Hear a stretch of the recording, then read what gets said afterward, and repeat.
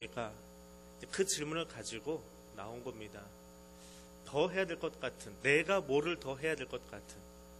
사실은 구역이 존재하는 그것만으로도 작은 목자로서 그 구역을 잘 살피고 수고하고 있는데, 상반기에 참 구역장들 고생 많으세요. 대신방도 해야 되고, 또 시간이 갑자기 막 변경이 돼가지고 앞뒤로 왔다 갔다 하기도 하고, 그리고 사순절 시작만 하면 또 특송 순서 돌아오니까 해야 되고, 조용하더니 또 새벽 올 때부터 제가 맞들어가지고 새벽 수요일날 특송하라고 그러니까 또 나오셔야 되고, 구역장 되면 해야 될 일이 참 많이 있는데, 그래도 뭐 다른 팀들처럼 이렇게 궁시렁 하는 거 없어요. 하자 그러면 그냥 제일 잘 하시는 분들이 구역장인 것 같아요. 그러면서도 손 꼽고 있죠. 나는 빨리 세계 끝났으면 좋겠다, 부럽다. 청년은 그걸 꼽고 있습니다. 부자 청년이라고 나와 있습니다. 하나님을 알고 믿는다라고 하지만 내심으로는 불안한 사람, 내면의 공허함을 가지고 있는 사람, 이 사람이 부자 청년입니다. 근데 이 부자 청년의 이야기는 성경 속에서 어린아이가 예수께 와서 축복기도 받는 장면 바로 뒤에 붙어서 나옵니다. 그 이야기는 천국은 이런 자의 것이다 라고 이야기해 놓고 나서 그 다음에 따라 나온 게 부자 청년 이야기거든요. 공허한 사람. 그럼 부자 청년은 결국은 어떤 사람이라는 거예요? 앞에 이야기하고 비교하니까 어린아이가 아니라는 거지요. 어린아이의 심령을 갖지 못한 사람. 그 사람이 어떤 사람이냐? 대표적으로 부자 청년 관원이라는 거예요. 다 가지고 있지요. 어린아이에 비해서는 성숙했습니다. 나이도 제법 먹었어요. 관원입니다. 뭐 공무원인지 아니면은 종교의회 의원인지 모르겠지만 아무튼 직책도 있고 명예도 가지고 있는 사람입니다. 부자라고 합니다. 이 부자라는 단어가 아주 재미있는 단어입니다. 돈 많은 사람이 아니고 지금도 돈이 있지만 앞으로도 돈을 더 벌 수 있는 여지가 넉넉하게 있는 사람이에요. 그러니까 계속 부자로 살아갈 수 있는 사람. 그게 이 부자라고 하는 표현이거든요. 오늘 본문에 나오는. 그러니까 이스라엘의 입장에서 보면, 유대적인 관점에서 보면 가장 복받은 사람이에요. 명예도 가지고 있고 나이도 제법 들었고 돈도 가지고 있고. 이스라엘의 부자는 복받은 사람입니다. 이스라엘에서 가난한 사람은 멸시의 대상이고 사람들이 거들떠 보지도 않습니다. 그게 유대의 관습이에요. 유대의 그냥 종교적인 패턴입니다. 그러니까 그 유대의 종교적인 관점에서 보면 이 사람은 복받은 사람이에요. 그런데 스스로 자신을 들여다보니까 내면이 공허하더라는 거예요. 텅 비어있더라는 거예요. 그래서 예수님을 찾아옵니다. 어떤 사람, 마태복음서 어떤 사람, 그 나중에는 청년으로 이야기합니다. 마가복음에서는 나이를 소개하지 않고 그냥 예수를 만나는 장면을 아주 자세하게 묘사하는 것으로 이 청년이 등장하도록 그렇게 적어놓고 있습니다. 예수께 와서 엎드려 절하면서 이러쿵저러쿵 이야기하는 것으로. 여하튼지 간에 공관복음서 3개를 다 축약해놓고 보니까 결국 이 사람은 어떤 사람이냐? 부자였고 관원이고 청년이고, 그런데 공허함을 가지고 있어서 예수께 나와서 꿇어 엎드리면서 선생님, 내가 어떻게 하면 영생 얻을 수 있겠습니까? 그것이 답답해서 그냥 고개를 땅에 묻어버린 사람. 그만큼 마음이 간절했던 사람, 그 사람이 너라라고 하는 겁니다. 그 청년의 첫 번째 질문이 여기 나오고 있습니다. 청년의 질문이 나옵니다. 어떻게, 내가 무슨 선한 일을 하여야 영생을 얻을 수 있겠습니까? 계명을 잘 지키고 있는데, 지금까지 계명을 열심히 읽고 또 써보기도 하고 그것을 지키기도 하고 구도자와 같은 삶을 살았어요.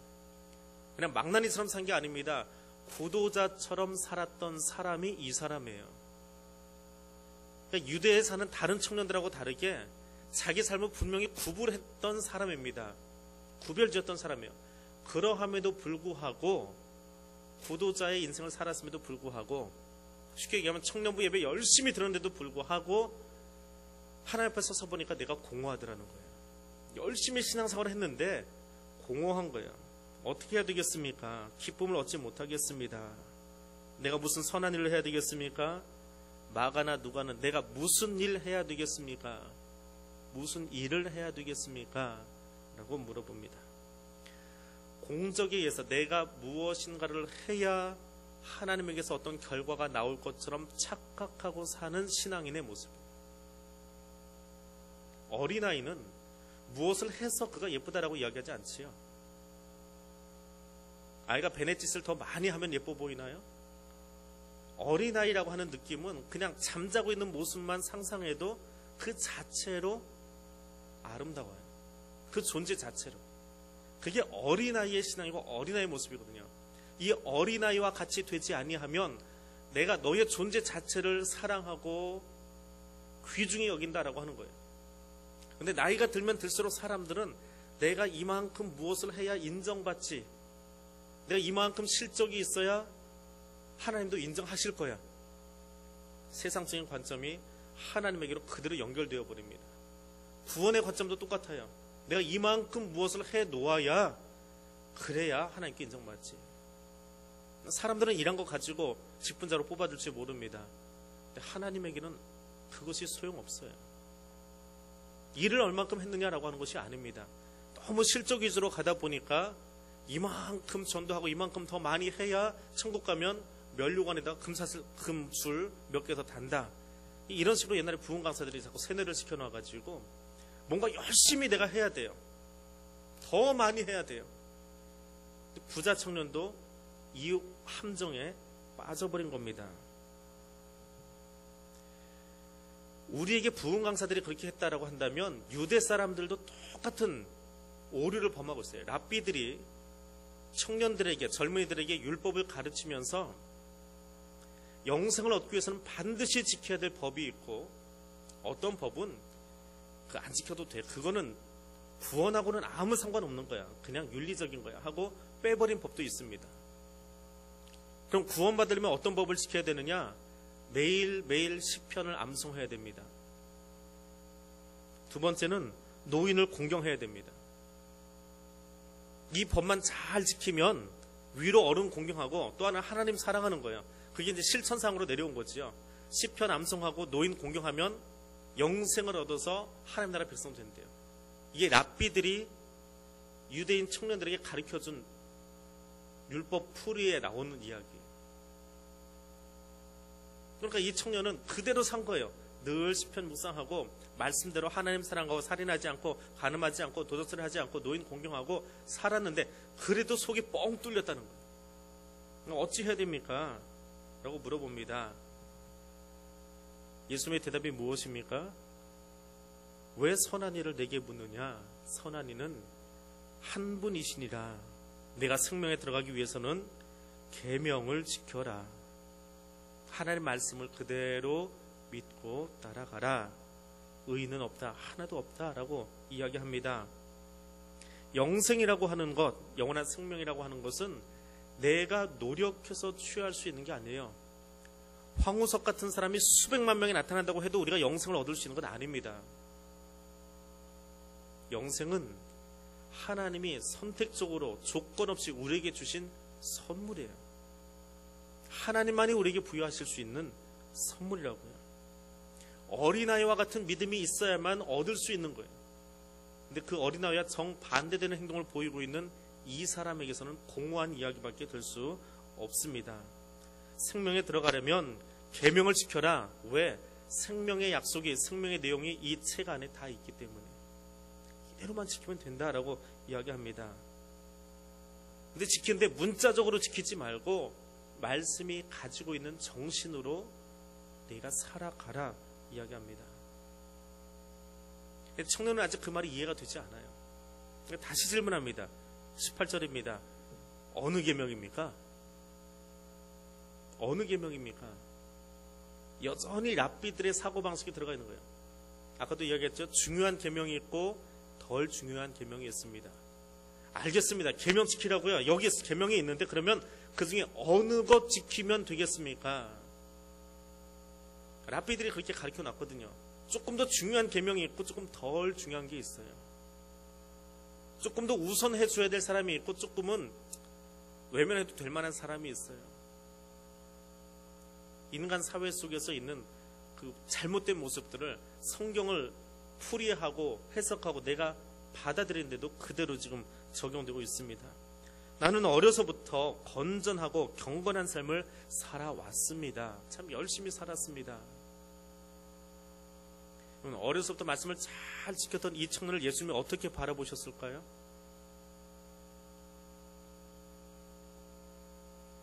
우리는 이 야단 맞는 청년을 생각하고 있기 때문에 내가 어려서부터 잘 지켰습니다 하면 예수님이 뭐라고 하실 것 같아요? 아이 그거 말고 도리질 하실 것 같죠? 그렇지 않습니다. 마가복음에 보니까 마가복음 10장 21절에 보니까 똑같은 이 병행 구절이에요. 여기 가니까 내가 어려서부터 잘 지켰습니다 했더니 예수님이 그를 보시는데 그를 보시고 사랑하사 그렇게 적혀 있습니다. 주님이 그를 사랑하셨어요. 주님은 사랑하셨는데 그 청년이 예수의 사랑 고백에 반응을 보이지 못하고 나가버린 거예요. 그게 이 청년의 불행이에요. 하나님은, 성경에 하신 하나님은 그 청년을 어려서부터 말씀을 구별하고 지키려고 노력했던 이 청년을 사랑하셨어요. 우리가 보기에는 좀 부족해 보이고 약해 보이고 덜 떨어져 보여도 하나님은 사랑하세요. 선히 사랑하세요.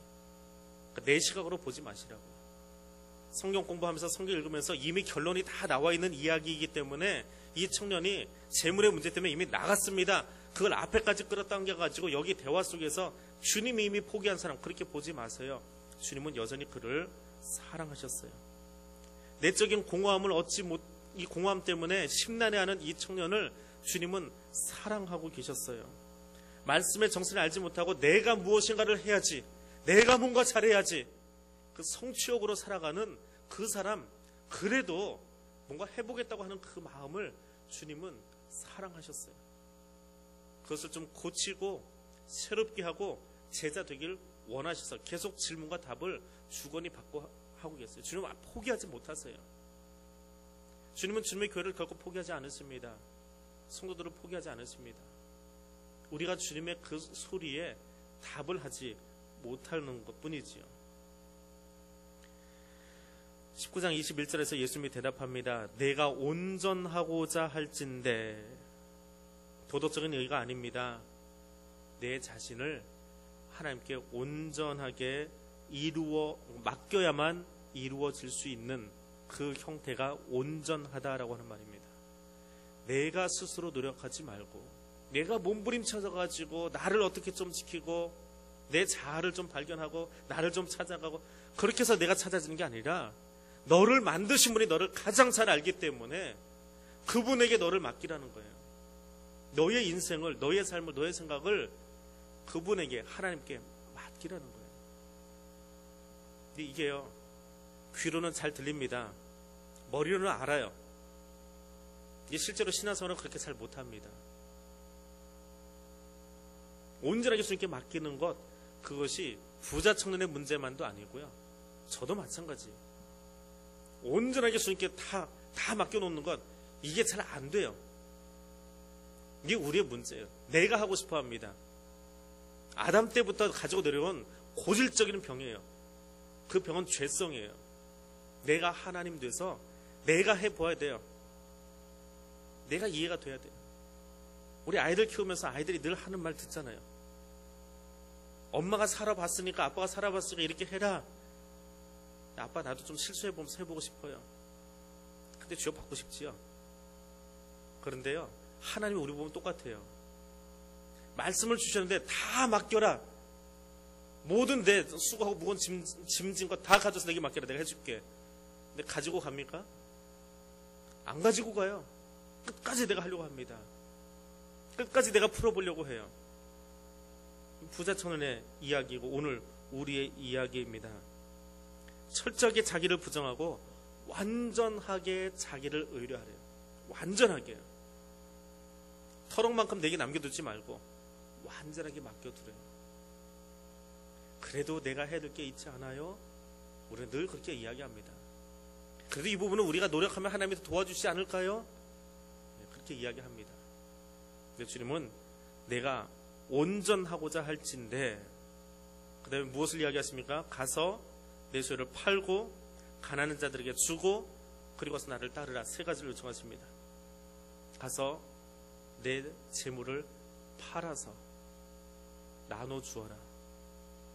그럼 가서 재물을 파는 일하고 예수 따라가는 일하고 무슨 상관이 있을까요?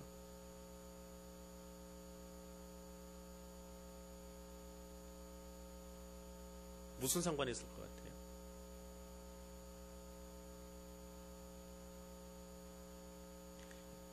여러분의 어른됨을 좀 포기하고 그놈 한 척 앉아있는, 다 아는 것처럼 앉아있는 그거 다 포기하고 어린아이처럼 좀 뒹굴면서 좀 자유롭게 좀 해보세요. 그렇게 하면 무슨 일이 일어날 것 같아요? 좀 창피할 것 같아요?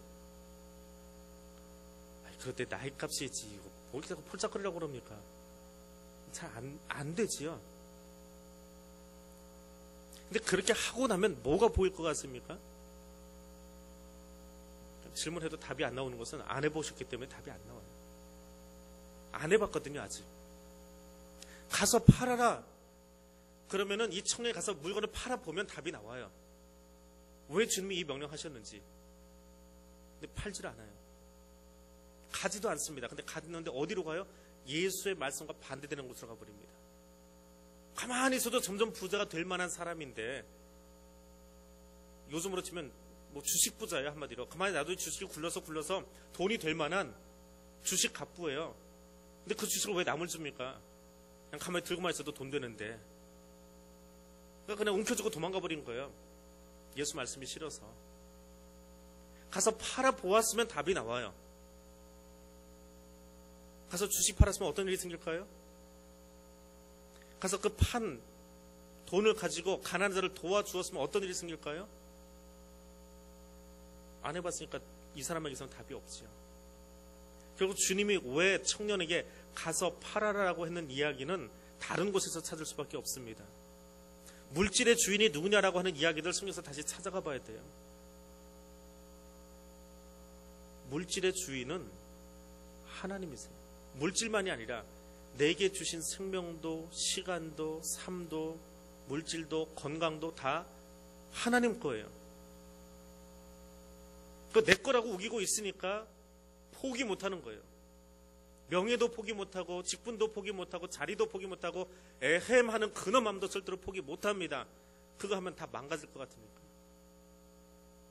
망가지고 좀 개구쟁이 되고 철부지 같아 보인들, 그게 하나님 앞에서 구원하고 무슨 상관이 있어요?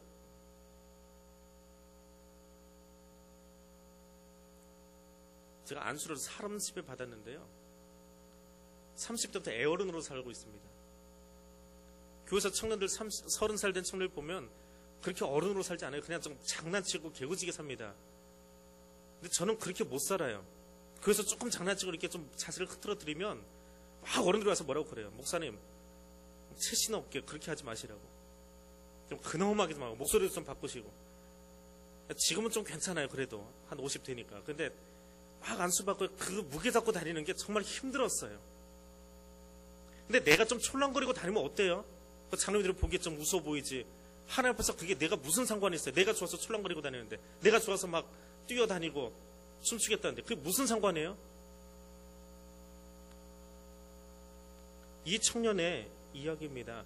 가서 팔아보아라라고 얘기했을 때 내 삶의 주인이, 이 물질의 주인이 하나님이신 것을 가서 팔아보면 알 거라는 거예요. 가서 물건을 팔아서 가난한 자들을 도와주면 실천하는 순간에 주님의 명령대로 그 돈을 가지고 나가서 다 팔아가지고 가난한 자들을 도울 수 있는 걸로 바꾸어서 도와주고 나니까, 그래 내가 말씀 알았는데 그대로 안 살았구나 하는 게 보이게 된다는 거예요. 보이게 되면 어떻게 해요? 내가 지금까지 말씀을 알고 있다, 그리고 실천했다라고 여겼는데 그대로 살지 못한 자기 모습이 보이잖아요. 그럼 어떻게 해요? 회개하고 주님께로 진짜 돌아오게 되어 있어요.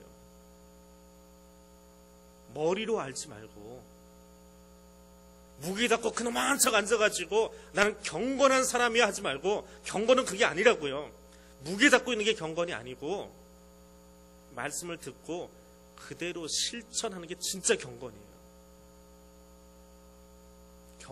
경건하다라고 하는 말은 말씀을 들은 대로 실천할 때 경건함이 나타나는 거예요. 양복 입고 에헴하고 무기 잡고 있으면 목사 됩니까? 아니거든요. 어깨에 기부스하고 빳빳하게 세워 그러고 앉아 계시면 사람들이 그분에게서 야, 저 사람 권위 있어 보인다라고 이야기하십니까? 아니에요. 권위는 목에 기부스 한다고 해서 권위가 나오는 게 아닙니다.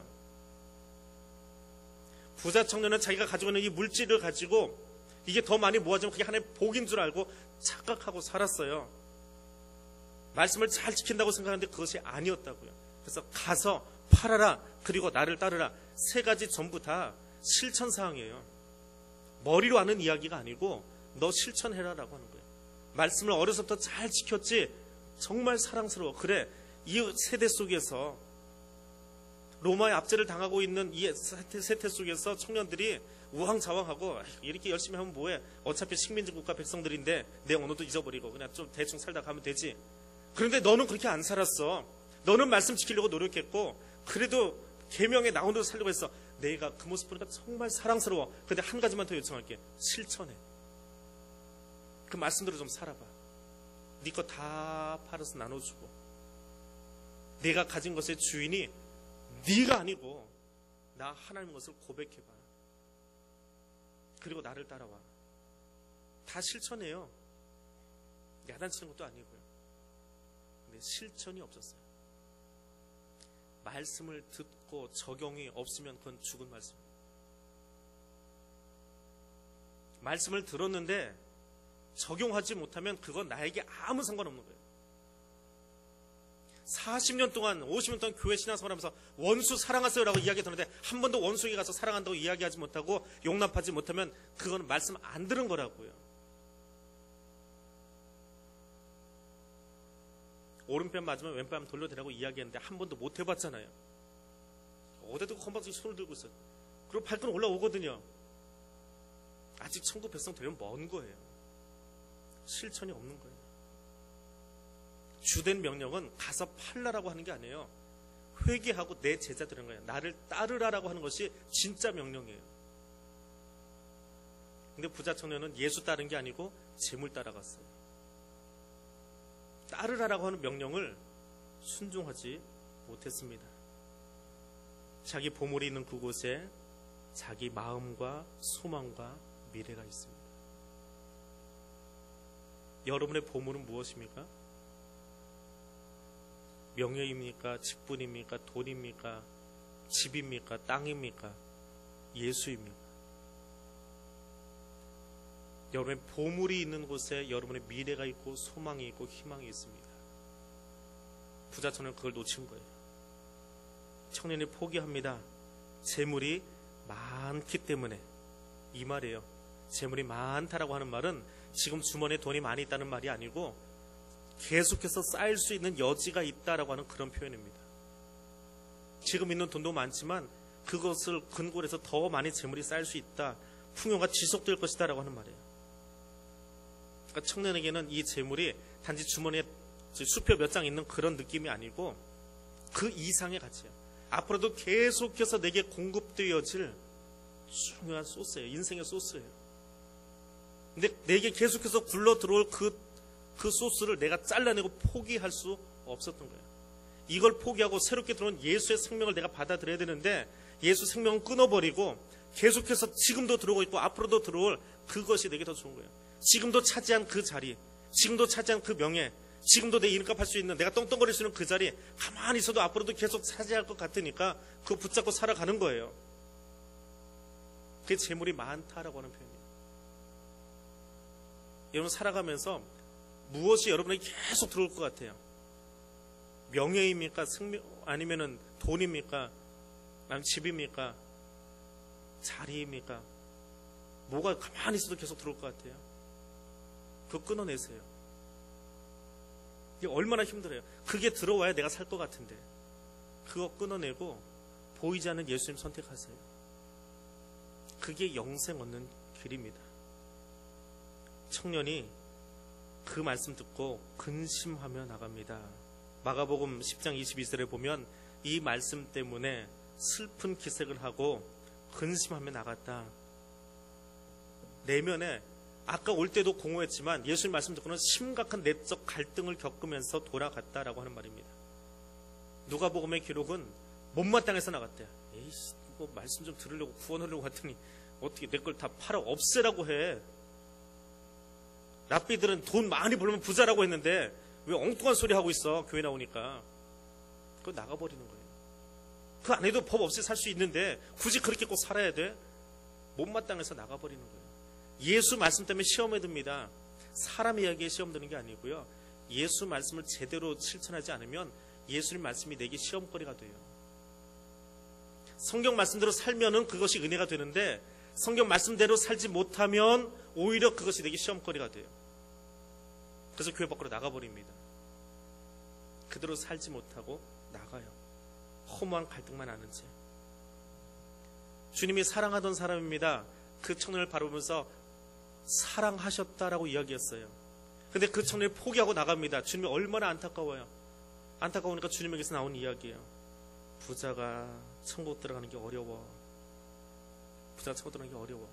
낙타가 바늘귀 들어가는 것처럼 참 어렵다. 그렇게 이야기합니다. 어렵다. 소화되기 어려운 음식을 먹고 그것이 얹혀가지고 꺽꺽거리고 있는 것 같은 그 느낌, 그게 어렵다는 표현이에요. 말씀을 듣긴 들었는데 소화가 안 되는구나. 그래서 그냥 얹혀가지고 저러고 돌아가고 있구나 하는 그 표현이 천국에 들어가기 어렵다라고 하는 표현이에요. 쟤 얹혔구나, 얹혔어. 어릴 때부터 말씀 잘 보고 그래 말씀대로 산다고 했는데 나한테 하나 더 얻어먹더니 이게 지한테 소화가 안 되나 보다. 뻑뻑거리고 좀 돌아가고 있구나. 잔치상에 주님과 같이 맛있는 천국 만나 먹으려고 왔는데 그 만나가 자기에게 소화가 안 되는 거예요. 자기 것이 안 되는 거예요. 자기의 양식이 안 되는 거예요. 자기의 살이 되고 피가 되지 않는 거예요. 그러니까 얹혀버리죠. 얹으니까 시험 드는 거죠. 돌아가는 거예요. 그것이 천국 가기 어렵다라는 말입니다. 근데 그 모습을 보고 놀란 사람들이 있지요. 누가 놀랐습니까? 제자들이 놀라요. 이 사람들도 유대 사람들이잖아요. 유대인들의 전통적인 관습과 생각을 가지고 있는 사람들입니다. 한 사람이 찾아오는데 그 사람이 부자예요. 어려서부터 성경 말씀 잘 지켰대요. 거기다 관원이래요. 그러면 괜찮은 사람이거든요. 서울에서는 뭐 그렇지만 지방에 가면 공무원이에요. 집 한 채 거기 땅 좀 가지고 있는데 그 땅 때문에 개발되면 돈이 더 벌어질 것 같은 사람이에요. 나이는 이제 40밖에 안 돼. 앞으로도 조금만 더 일하면 돈이 더 많이 들어올 것 같은 사람이에요. 그렇게만 봐도 지방에 가면 저 대단한 사람이다. 앞으로 땅이 조금 늘어날 것 같고 막 그런 돈으로 막 보는 시선들이 있어요. 거기에 비해서 나는 조상을 잘못 만난지 땅 한 떼기도 없고 맨날 그냥 프리랜서 알바로 뛰어다니고 있고 나이는 지금 30, 40을 넘어가는데 비정규직으로 일하고 있고 그런 사람이 정규직 학교 교사로 일하고 있는 그래서 집안이 든든한 그 청년을 바라보면 느낌이 어때요? 상대적인 박탈감을 가지고 있을 거 아니에요. 이게 제자들의 마음이었거든요. 부자 관원을 바라보면서 우리는 어부 출신에다가 사회적으로는 계층적으로는 저 밑바닥에다가 돈도 없고 그래서 뭔가 좀 새로운 세대가 왔으면 좋겠다 그러고 예수를 따라왔는데 저 사람이 천국 가는 게 어려우면 유대적인 관점에서 복받았다 그러면 저 사람들이 천국 가는 게 어렵다고 낙타가 바늘귀에 들어가는 것처럼 어렵다고 하면 그럼 우리는 뭐야? 몹시 놀랐다라고 얘기합니다. 어쩌라고요? 몹시 놀랐다. 25절에 그렇게 표현합니다. 뒤통수 맞은 것처럼 놀랐다는 표현이에요. 뒤통수 맞은 거야 예수님한테. 이게 아닌데 우리 이러려고 좀 예수님 따라온 게 아닌데 하는 그런 표현이에요. 주님 그럼 누가 구원 얻습니까? 쟤도 구원받지 못하고 저로 돌아가 버리면 우리 지금 여기서 뭐 하고 있는 거예요? 어떻게 해야 구원을 얻습니까? 답이 뭐예요?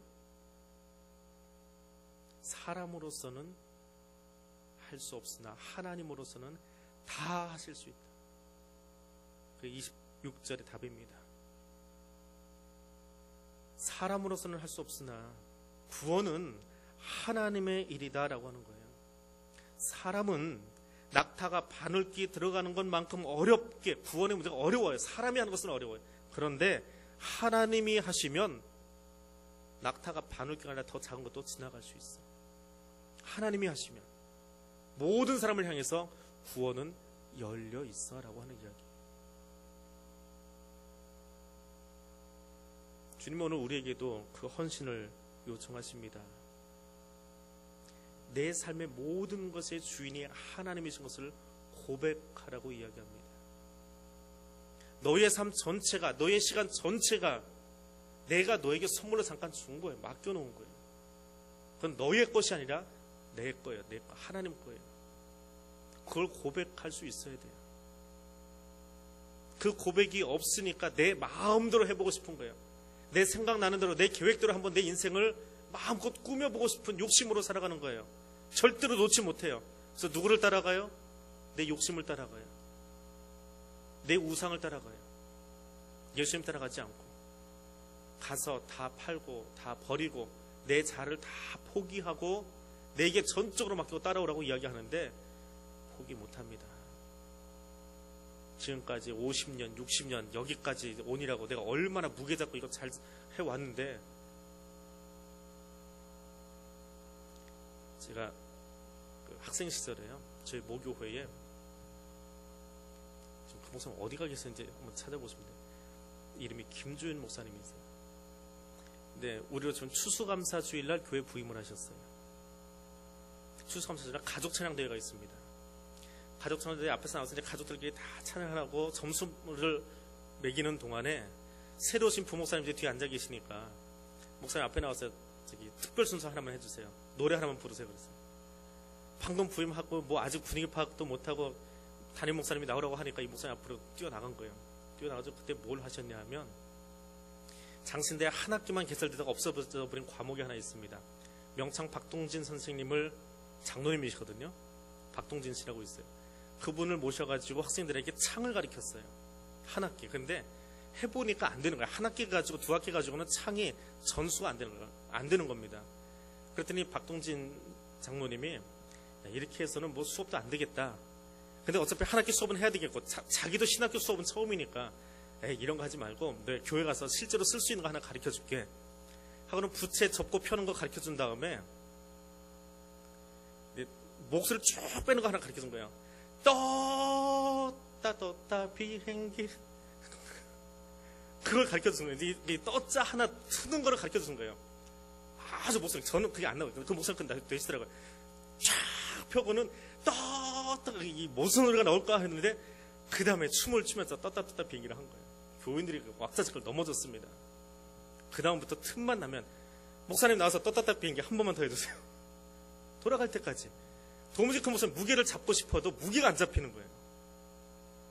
무게가 안 잡혀요. 그 교회 떠날 때까지 무게를 잡을 수가 없어요. 그냥 그 목사님은 떴다 비행기 목사님이에요. 주님 앞에 나를 내려놓는 것이 얼마나 힘든지 아세요? 망가질 것 같아서, 무너질 것 같아서 내려놓지 못하시지요? 주님 앞에 어린아이 같이 되어보십시오. 어린아이 마음으로 찬양도 하고 기도도 하고 춤도 좀 추어보고. 근엄한 것이 경건이 아닙니다. 근엄한 것이 구원이 아닙니다. 재물만이 아니라 내 위신도, 내 뻣뻣함도 주님 앞에서 좀 다 내려놔 보세요. 좀 자유해 보시라고, 주님 앞에서. 어린아이가 좀 놀아 보시라고요. 왜 우리 예배 중에 그게 잘 안 되지요? 이렇게 놀지를 못하지요? 어디까지 잘 뛰어노시던 분들이 갑자기 안수집사 되고 장로 되고 권사 되면 무게 잡아야 되는 불편한 진실. 어제까지 안수집사에 모일 때는 막 그냥 신나게 춤춰 노시던 분들이 왠지 무게를 잡아야 되는, 나이가 30이어서 지금 이제 나이가 40이 돼야 장로가 되지만 제 학생 때는 30에 장로가 됐습니다. 청년부 부장을 하면서 그렇게 신나게 뛰어노시던 우리 형님께서 청년부 어린 나이 때 부장을 시켜놨어요. 근데 너무 열심히 하니까 교회에서 장로를 뽑아놨어요. 31에. 그 다음부터 어쩔 수 없이 무게 잡고 다녀야 되는 그 형님의 그 무거운 어깨를 바라보면서 왜 그래야 될까? 어제까지 우리하고 참 춤추면서 잘 놀아주셨는데, 주님 앞에서 춤추면 얼마나 좋을 텐데. 너의 자를 다 버리고 내 삶의 주인이, 내 인생의 주인이 나이기 때문에 나와 함께 춤추고 나와 함께 즐거워하고 나와 함께 좀 뒹굴고 그렇게 살 수 없겠냐고. 나를 그렇게 따라오라고. 주님이 춤추고 계시기 때문에 우리에게도 춤추라고 요청하시는데 우리 춤추는 거 너무 힘들어하잖아요. 그 누군가 좀 촐랑거리면 목사가 돼가지고 장로가 돼가지고 너무 촐랑거린다고. 왜 그러세요? 물론 좀 채신머리 없는 건 문제예요. 근데 주님 안에서는 좀 자유하잖아요. 주님 앞에서 나를 만들어주신 분인데 내 부모 앞에서 춤출 수 있잖아요. 그럼 부모님 앞에서 춤 안 추세요? 나이가 50이 돼도 60이 돼도 어머니 앞에서 춤 안 추세요? 물론 집안 분위기 때문에 춤 못 추시는 분도 있어요. 저희 어머니도 저한테 무기잡으라고 맨날 그러셔가지고 저는 저희 집에서는 춤 안 춥니다. 근데 처갓집 가면 춤 춥니다. 장인 장모님이 워낙에 흥이 있으셨어요. 처갓집 가면 춤추고 놀아요. 근데 저희 집에서는 전 춤 안 춰요. 저희 어머니가 그걸 너무 싫어하셔가지고 집에서도 목사예요. 근데 좀 내려놨으면 좋겠어요. 청년아, 가서 팔아보아라. 그럼 내가 말씀을 알기는 아는데 뭘 잘못하고 이제 보게 될 거야. 말씀을 알기만 했지 실천하지 못하고 살았던, 누군가를 돕지 못하고 살았던 내 모습을 보일 거야. 그리고 거기서 회개하고 그리고 나를 따라와. 내가 너에게 원하는, 내가 어린아이 같이 되기를 원하는 그것이 나의 마음이야. 어린아이 사건 바로 뒤에 붙어있는 이야기입니다. 주님 앞에서 어린아이 되십시오. 어린아이 되십시오. 주님 앞에서 어린아이 되십시오. 내게 주신 시간과 삶의 청지기도 되어야 되겠지만 어린아이의 신앙으로 주님 앞에 설 수 있기를 원합니다. 계명을 잘 읽고 자기를 부인하고 예수를 쫓을 수 있는 그런 사람 되시기를 바랍니다. 그래서 기도하겠습니다. 내 삶의 주인은 하나님이십니다. 분명하게 고백하세요. 내 명예가, 내 직분이, 내 자리가 주인 되지 않게 하세요. 내 재물이, 내 근엄함이 내 주인 되지 않게 하세요. 가짜 가면이 내 주인 되지 않게 하세요. 하나님이 진짜 내 주인 되게 하세요. 하나님이 나의 주인 되시도록, 하나님이 나의 왕이 되시도록 사십시오. 거짓 가면 쓰고 그것이 주인이냐, 그게 진짜 내 모습이냐, 얼마나 힘들게 사십니까? 그거 다 좀 털어버리고 주님 앞에서 좀 가벼운 모습으로 춤도 추시면서 노래도 부르시면서 주님과 함께 춤추시는 사람 될 수 있길 원합니다. 두 번째로 기도하기는, 말씀 참 많이 들었습니다. 여러 번 들었습니다. 실천하지 못해서 주님 따라가지 못합니다. 실천하지 못해서 가서 팔아보세요. 내 자존심도 내 자아도 좀 팔아보세요. 그러면 내가 회개할 것이 무엇인지 보이기 시작합니다. 그리고 주님 쫓아가세요. 주님 쫓아가세요. 오늘 두 가지 기도 제목 가지고 같이 통성으로 기도하겠습니다.